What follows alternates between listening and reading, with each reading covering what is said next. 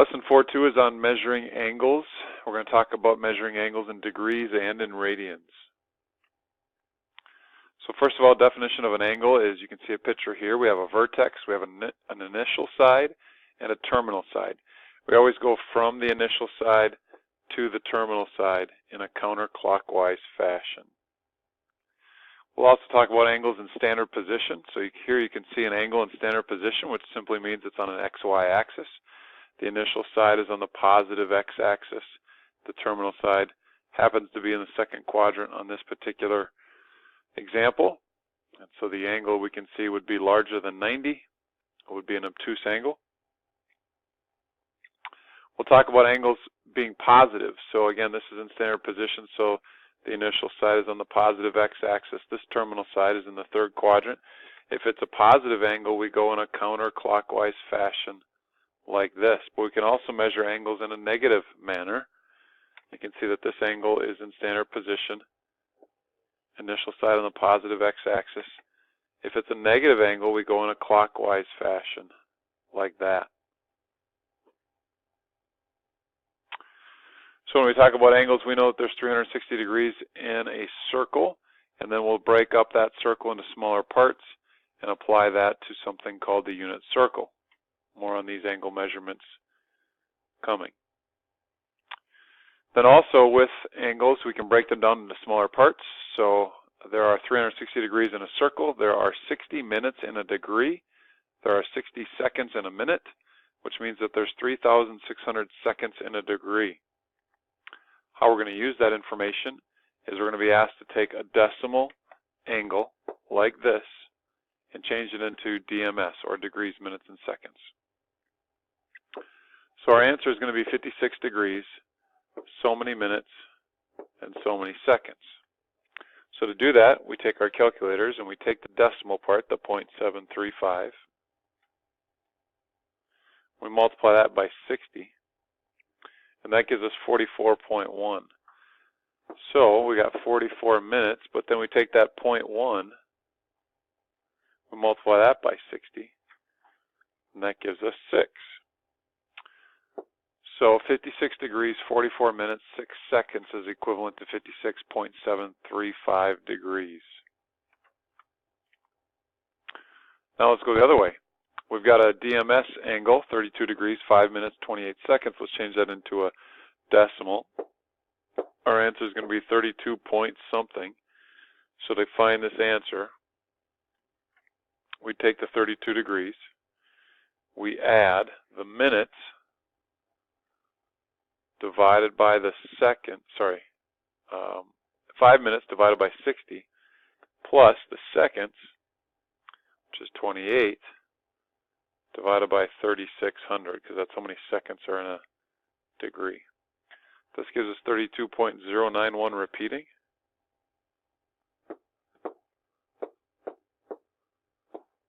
So there's the decimal equivalent to 32 degrees, 5 minutes, 28 seconds. Now we'll also talk about sectors. A sector is a geometric shape. Looks like a piece of pie. You've got two radius lengths, and then you've got a curve length. You also have a central angle, theta, and we will use this formula right here, S equals R times theta, to find the curved length S when we know the radius R and the angle. However, keep in mind, theta needs to be in radians. So, what is a radian measure? Well, a radian measure is comparing the radius of a circle to the curved length. So, on this particular example, if we compare this distance all the way around that circle to the radius, it's equal to 2 pi, or roughly 6.28.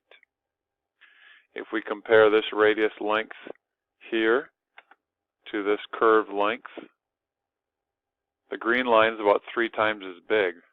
It's 3.14, or pi radians. So that's how we measure in radians. And your conversion from degrees into radians is to multiply by pi over 180 degrees.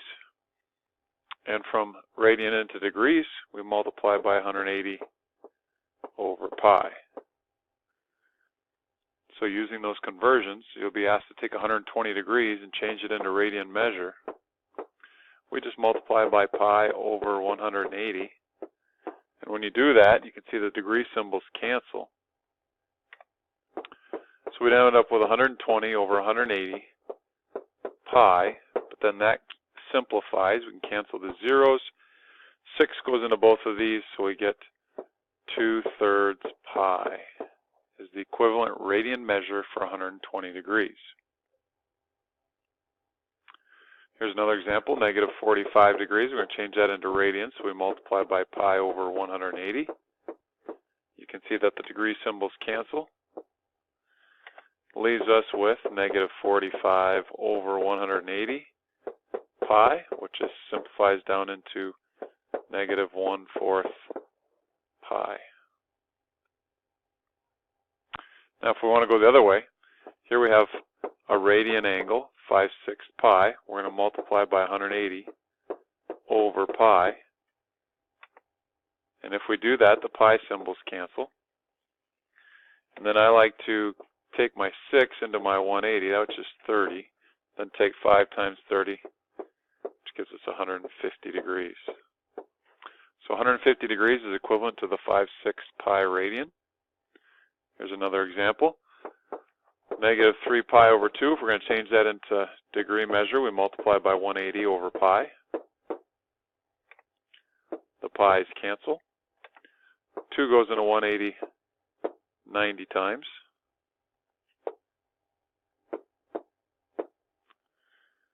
And then if we take negative 3 times 90, we get negative 270,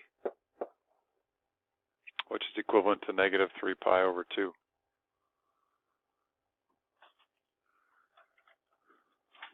The last thing we want to discuss is coterminal angles.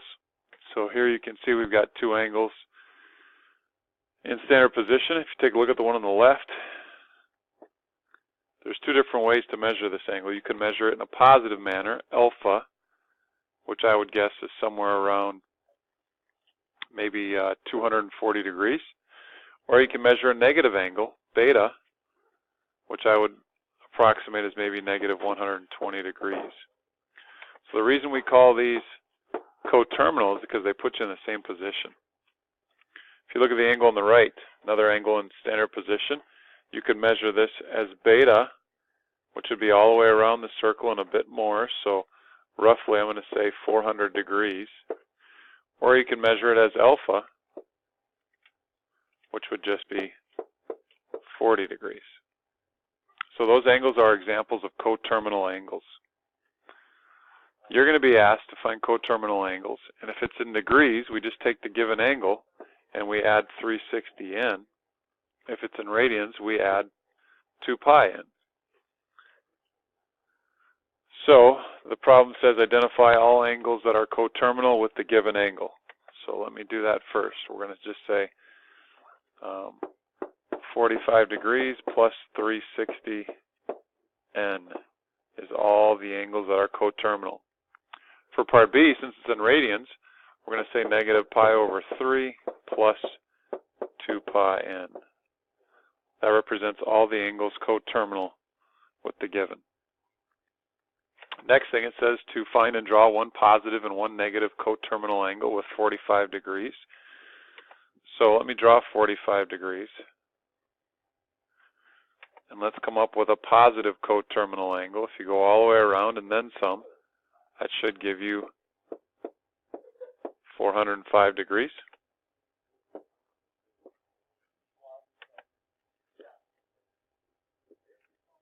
And if you wanted to do a negative angle, we go backwards, and that would give us negative 315. So there's a positive and a negative coterminal angle.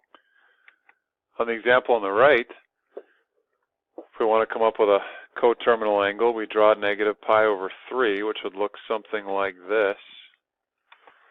And a positive coterminal angle would be that one, which would be 2 pi minus pi over 3, and that would give us 5/3 pi. So there's a positive coterminal angle. If we draw a negative coterminal angle, it's the same angle, but we would have to go all the way around in a negative fashion and then a little bit more, which would give us negative pi over 3 minus 2 pi, which would give us negative 7/3 pi. So there is coterminal angles.